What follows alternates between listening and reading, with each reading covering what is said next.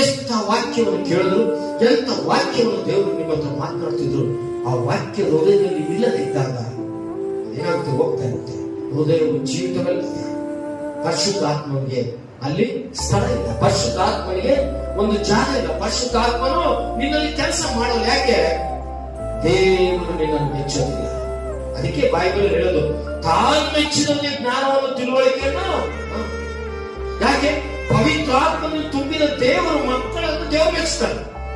ಇನ್ನು ಜಾಸ್ತಿ ಹೇಳ್ತದೆ, ಪವಿತ್ರಾತ್ಮನ ತುಂಬಿರುವಂತ ದೈವ ಜ್ಞಾನವನ್ನು ಹೊಂದಿರುವಂತ ದೇವರ ಮಕ್ಕಳನ್ನ ದೇವರು ಮೆಚ್ಚುತ್ತಾನೆ. ಆವಾಗ ನೀನು ಏನು ಬೇಕು ಅಂತ ಎಲ್ಲ ದೇವರು ನಿನಗೆ ಕೊಡ್ತಾನೆ. ನೀನು ಏನು ಬೇಕೋ ಎಲ್ಲವೂ ದೇವರು ನಿನಗೆ ಕೊಡ್ತಾನೆ. ಯಾವುದು ಕೊರತೆ ಮಾಡಲ್ಲ. ನೀನು ಸಂಪೂರ್ಣವಾಗಿ ನೀನು ಯಾವಾಗ ದೇವರ ಮೇಲೆ ಡಿಪೆಂಡ್ ಆಗಿರ್ತೀಯೋ, ಸಂಪೂರ್ಣವಾಗಿ ದೇವರ ಜೊತೆ ನೀನು ಮಾತನಾಡ್ತಿರ್ತೀಯೋ, ಪವಿತ್ರಾತ್ಮ ಆಗಿರ್ತೀಯೋ, ನಿನಗೆ